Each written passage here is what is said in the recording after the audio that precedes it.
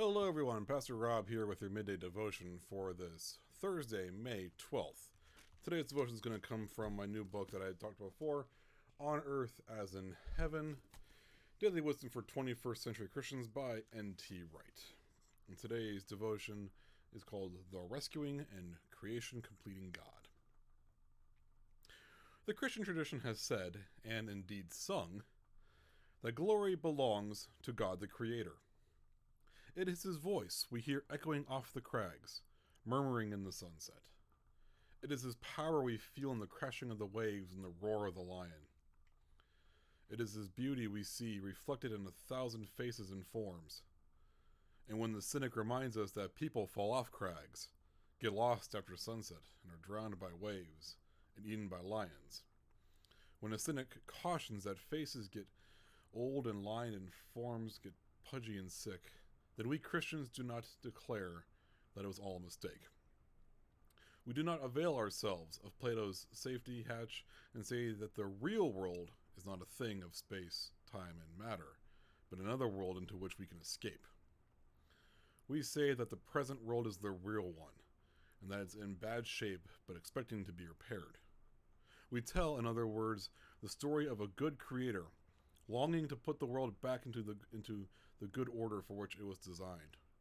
We tell the story of a God who does the two things that some of the time at least we know we want and need. A God who completes what has begun. A God who comes to the rescue of those who seem lost and enslaved in the world in the way it is now. The idea of God coming to the rescue on one hand and the God completing creation and putting it to rights on the other is highlighted in the book of Isaiah. In his 11th chapter, the prophet paints a picture of a world put to rights, of the wolf lying down with the lamb, and of the earth being filled with God's glory as the waters cover the sea. This haunting picture is all the more strange because 5 chapters earlier, the prophet had told of seeing angels singing that the whole earth was full of God's glory. As a matter of logic, we want to press the writer. Is the earth already full of that glory? Or is this something which will only happen in the future? As a matter of understanding beauty, we want to ask, is the beauty we see at the moment complete, or is it incomplete, pointing to something in the future? And as a matter of far more urgent inquiry, we want to ask the writer, perhaps shaking him by the scruff of the neck, if the earth is full of God's glory, why is it also so full of pain and anguish and screaming and despair? Isaiah has answers for all these questions, but not the sort of answers you can write on the back of a postcard. The presenting suffering of the world, about which the biblical writers knew every bit as much as we do, never makes them falter in their claim that the created world is really the good creation of a good God.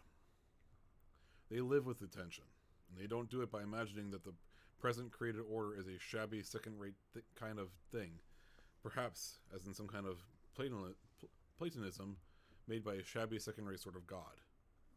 They do it by telling a story of what the one creator God has been doing to rescue his beautiful world and to put it to rights.